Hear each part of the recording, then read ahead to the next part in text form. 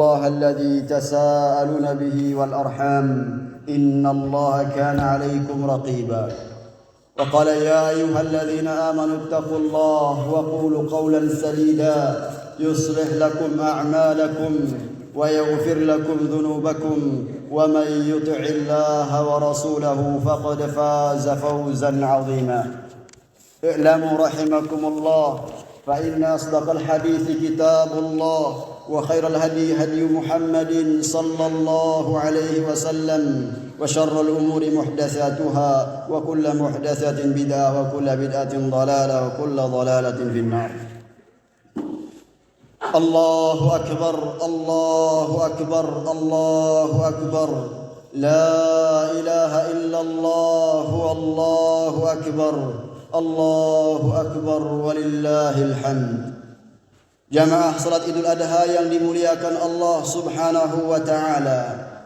Di pagi yang penuh berkah ini kita kembali mengumandangkan takbir berulang-ulang sebagai pernyataan yang tulus ikhlas akan keagungan Allah Subhanahu wa taala.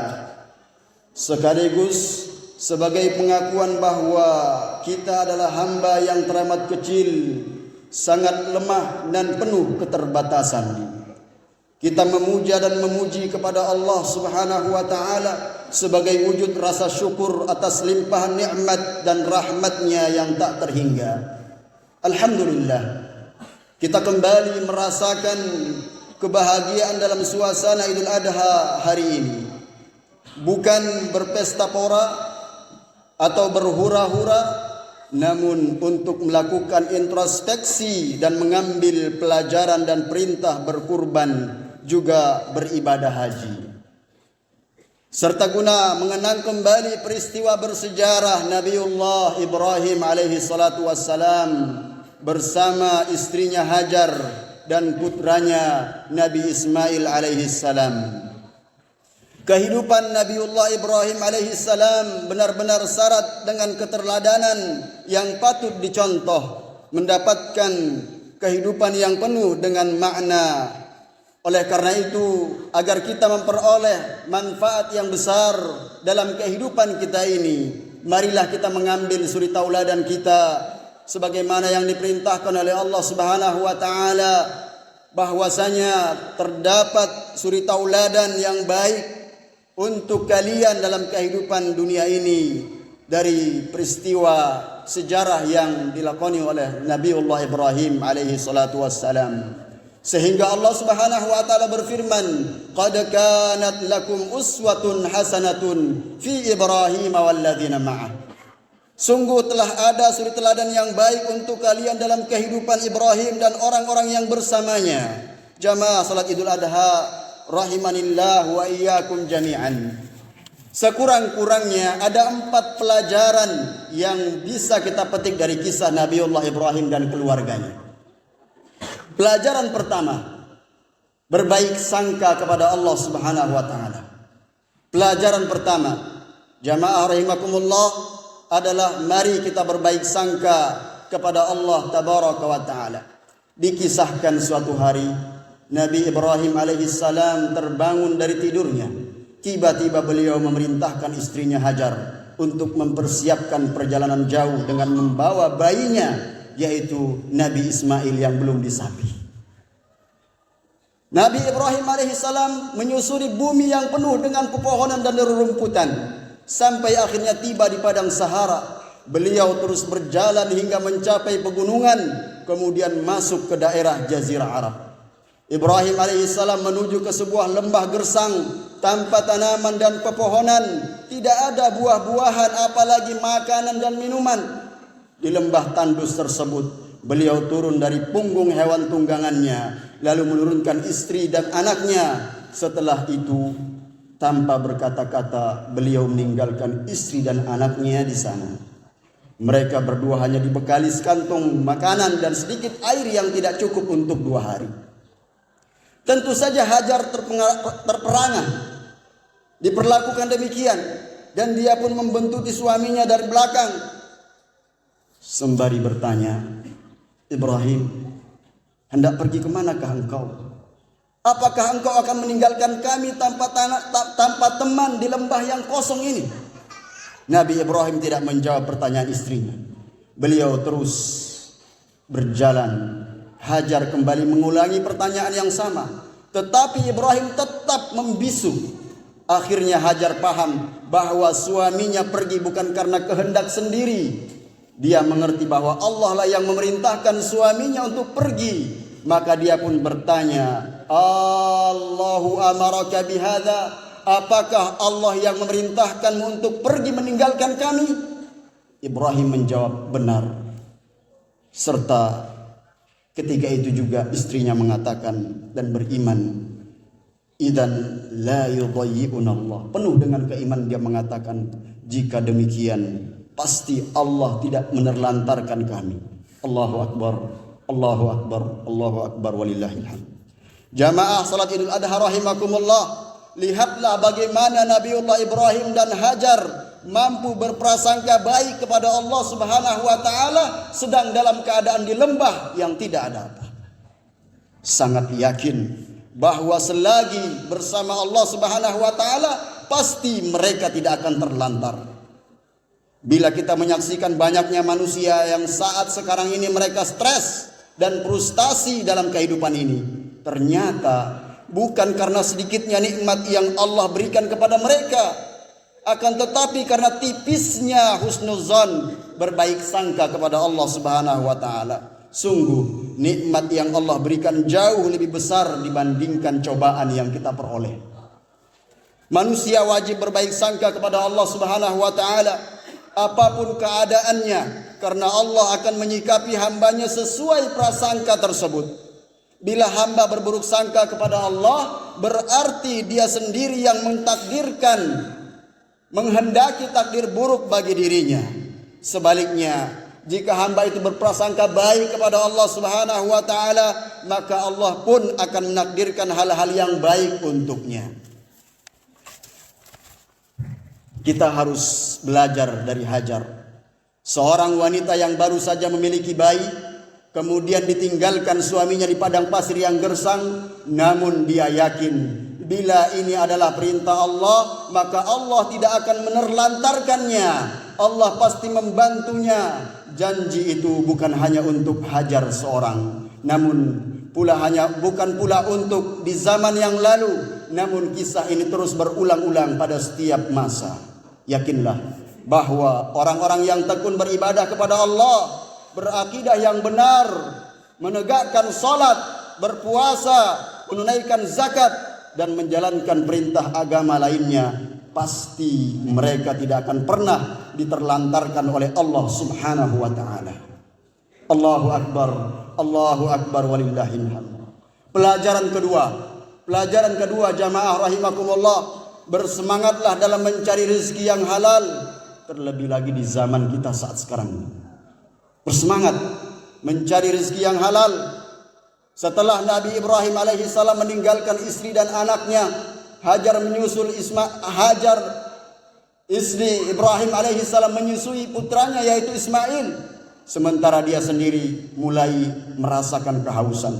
Panas terik matahari saat itu amat menyengat hingga terasa begitu mengeringkan tenggorokannya. Setelah 2 hari air yang dibawa habis, air susunya pun kering. Pada waktu yang bersamaan makanan pun habis. Kegelisahan dan kekhawatiran menghantui Hajar. Ismail mulai menangis karena kehausan. Sang ibu pun meninggalkannya sendirian untuk mencari air. Dengan berlari-lari kecil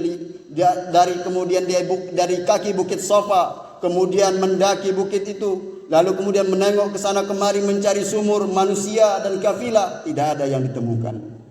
Tidak ada satupun yang tertangkap oleh pandangan matanya. Maka dia bergegas turun dari bukit Safa dan berlari-lari kecil sampai kembali ke bukit Marwah. Dia menaiki bukit itu, barangkali dari sana dia bisa melihat seseorang, tetapi tidak juga membuahkan hasil.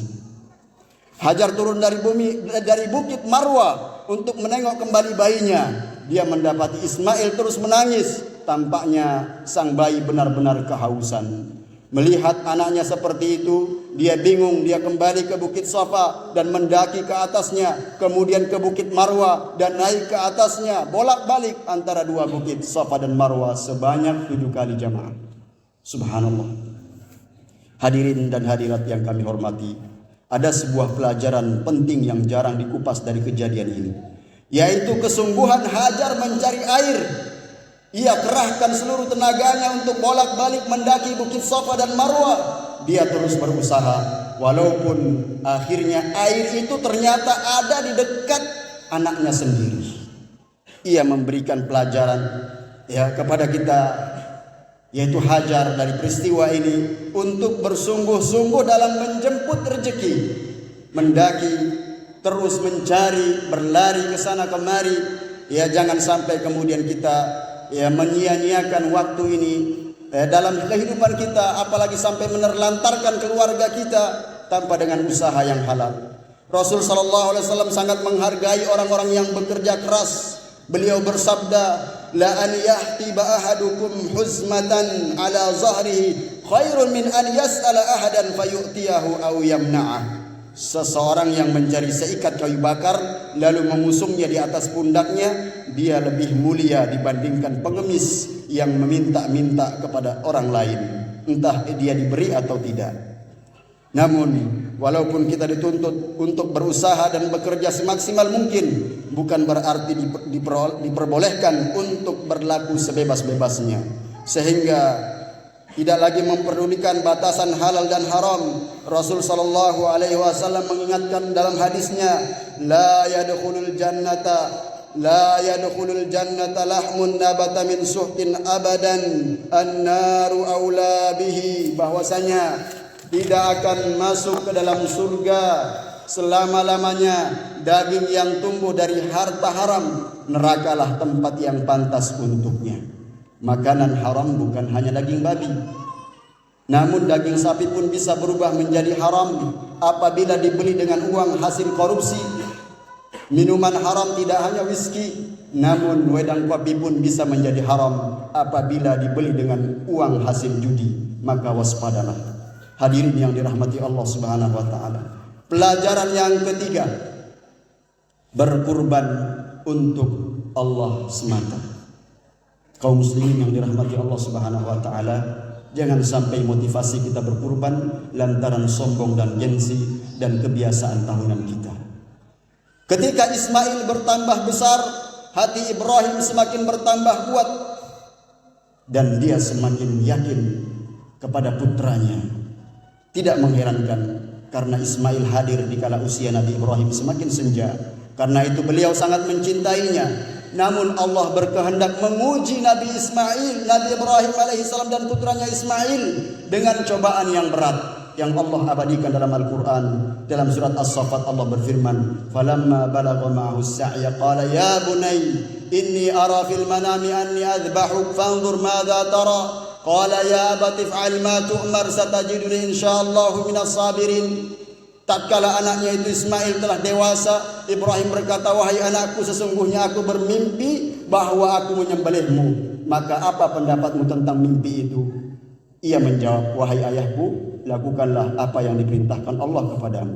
Insya Allah engkau akan mendapatiku termasuk orang-orang yang sabar. Renungkanlah bentuk ujian yang Allah berikan kepada beliau. Bagaimana kira-kira perasaan Ibrahim saat itu? Ketika itu beliau berpikir apa yang mesti dikatakannya saat hendak membaringkan putranya di atas tanah untuk disembelih. Namun Nabi Ibrahim mengambil jalan terbaik, yaitu berkata dengan jujur dan lemah lembut kepada putranya ketimbang menyembelihnya secara paksa. Lihatlah kepasrahan dan pengorbanan Ismail beserta ayahnya Ibrahim. Mereka berlomba-lomba untuk mendapatkan kasih sayang Allah Subhanahu wa taala walaupun harus dengan mengorbankan nyawa putra tercinta, sehingga hari ini kita merasakan bagaimana buah pengorbanan yang telah dilakukan Nabi Ibrahim dan putranya Ismail. Kaum muslimin yang dirahmati Allah Subhanahu wa taala, oleh karenanya ketika kita mempersembahkan kurban, sadarlah bahwasanya hendaknya kita lebih mengedepankan kecintaan kita kepada Allah, karena harta itu akan habis. Sedangkan kita berkurban itu adalah merupakan bentuk ibadah harta yang terbesar kalau kita ikhlas mengharapkan pahala dari Allah Subhanahu wa taala. Sadarkah kita bahwa kita sedang diajari oleh seorang anak dan ayahnya tentang makna pengorbanan untuk Allah Subhanahu wa taala? Kurban itu bukan sekedar menyembelih hewan ternak lalu menyedekahkan dagingnya kepada fakir miskin, namun secara umum makna kurban meliputi aspek yang lebih luas. Dalam konteks sejarah di mana umat Islam menghadapi berbagai cobaan, maka pengorbanan sangat luas dan dalam arti yang sangat dalam. Nabi Ibrahim, Nabi Muhammad sallallahu alaihi wasallam dan para sahabatnya dalam berjuang menegakkan Islam di muka bumi ini memerlukan pengorbanan. Mereka disiksa, ditindas, diintimidasi dan mereka merasakan sederet tindakan keji lainnya dari kaum musyrikin Quraisy. Begitulah potret pengorbanan untuk membela agama. Lantas apa yang sudah kita korbankan untuk membela akidah dan sunnah Nabi kita Muhammad sallallahu alaihi wasallam? Allahu akbar, Allahu akbar, Allahu akbar, walillahil hamd. Jamaah salat Idul Adha rahimakumullah. Pelajaran terakhir yang keempat, pentingnya mendidik keluarga. Nabi Ismail alaihi salam tidak akan menjadi anak penyabar jika tidak mendapat taufik dari Allah, kemudian pendidikan dari ibundanya Hajar. Begitu pula Hajar tidak akan menjadi seorang yang tabah bila tidak diberi petunjuk oleh Allah lalu dididik oleh Nabi Ibrahim alaihissalam. Sedangkan Nabi Ibrahim alaihissalam tidak akan menjadi sosok yang tegar jika tidak ditempa oleh Allah Subhanahu wa taala melalui wahyunya. Maka kita lihat dalam Al-Quran bagaimana Nabiullah Ibrahim berhasil mendidik anaknya. Wa'mur ahlaka bis shalah, diperintahkan Allah untuk mengerjakan, menyuruh anaknya sabar untuk salat. Karena kadang meninggalkan salat itu karena mengejar rezeki, mengejar setoran. Padahal ayat itu berbicara nahnu narzukuka, kata Allah kami yang berikan kamu rizki, dijamin. Apa yang kamu takutkan? Kenapa engkau tinggalkan salat? Wal aqibatu lil muttaqin, akibat yang baik itu bagi orang yang bertakwa, yang selalu ingat seruan Allah Subhanahu wa taala. Keberhasilan Nabi Ibrahim alaihissalam dalam mendidik anaknya bukanlah pekerjaan ringan yang bisa diraih dalam waktu singkat. Hal itu merupakan hasil perjuangan ekstra berat yang membutuhkan waktu panjang. Sekarang mari kita tanya diri kita masing-masing. Sudahkah kita memberikan keteladanan yang baik kepada putra-putri kita? Sudahkah kita mendoakan mereka dalam sujud kita? Terkadang dalam sholat kita kebanyakan adalah menghayal, tidak menjiwai, tidak khusyuk. Mengapa? Karena tidak ada harapan yang ada dalam hati kita. Dahulu mereka berlomba-lomba dalam kebaikan karena ada harapan, karena ada rasa keinginan yang kuat mendapatkan kasih sayang Allah Subhanahu wa taala. Innahum kanu yusari'una fil amri khairat. Mereka para nabi, mereka itu bersegera berlomba-lomba dalam kebaikan. Wa yad'unana raghaban wa rahaba, karena mereka berdoa, beribadah penuh dengan harapan dan rasa cemas. Wa kanu lana khashiin, dan mereka dalam keadaan khusyuk beribadah kepada Allah Subhanahu wa taala. Perlu untuk kita perhatikan masalah ini agar kita serius mendoakan anak-anak kita, putra-putri kita agar menjadi soleh dan solihah. Sudahkah kita berusaha melindungi mereka dari tontonan-tontonan yang merusak? Apalagi kalau kita memberikan fasilitas HP kepada mereka. Semuanya akan dihisap, kuotanya, pulsanya, waktu yang dibuang-buangnya, semua akan dihisap oleh Allah Subhanahu wa taala. Putra-putri kita sangat memerlukan perhatian serius daripada orang tua, para guru, para pemerintah. Jangan kita merasa bangga dengan pendidikan yang hanya memacu kecerdasan otak, namun semakin hari akhlaknya semakin rusak dan perilakunya makin jauh dari agama. Hari-harinya habis dengan bermain HP dan kegiatan lainnya yang tidak bermanfaat. Kita sungguh sangat mendambakan generasi yang bertauhid dan berkarakter, berakhlak mulia, tekun beribadah, juga anak yang patuh dan hormat kepada orang tua. Kita mengharapkan generasi yang siap menghadapi benturan dan tantangan hidup. memiliki etos kerja yang tinggi, beraktivitas dengan penuh dedikasi, memiliki banyak inisiatif serta siap berkorban sebagaimana yang dicontohkan Nabiullah Ibrahim alaihissalam, juga keluarganya Hajar dan Ismail alaihissalam. Semoga Allah Subhanahu wa taala berkenan untuk memberikan kepada kita taufik hidayah agar kita bisa mengambil suri tauladan yang tepat dalam hidup ini. Permasalahannya adalah kita gagal dalam mengambil siapa yang kita jadikan panutan selama ini. Semestinya kisah-kisah dalam Al-Quran itu menjadi motivasi kita, karena itulah nasihat terbaik, kisah teladan yang terindah dalam Al-Quran, nasihat yang terindah ada dalam Al-Quran. Hendaknya kita akrab dengan Al-Quran. Semoga kita termasuk orang-orang yang mendapatkan taufik dan hidayah, inayah dari Allah Subhanahu wa taala untuk membimbing keluarga kita, karena masing-masing kita akan ditanya oleh Allah Subhanahu wa taala apa yang telah kita perbuat semasa hidup kita. Mari kita berdoa kepada Allah Subhanahu wa taala agar kita mampu meraih cita-cita yang kita cita-citakan, yaitu sebagaimana yang sudah disebutkan dalam khutbah ini, kita tetap berprasangka baik kepada Allah Subhanahu wa taala. Kita tetap berkorban, berusaha semata-mata mendahulukan kecintaan kepada Allah. Kemudian kita berusaha untuk mencari rezeki yang halal, dan yang keempat adalah kita berusaha mendidik keluarga kita. Alhamdulillahirabbil alamin, arrahmanir rahim, maliki yaumiddin. Allahumma shalli ala Muhammad wa ala ali Muhammad kama shallaita ala Ibrahim wa ala ali Ibrahim, wa barik ala Muhammad wa ala ali Muhammad kama barakta ala Ibrahim innaka Hamidum Majid.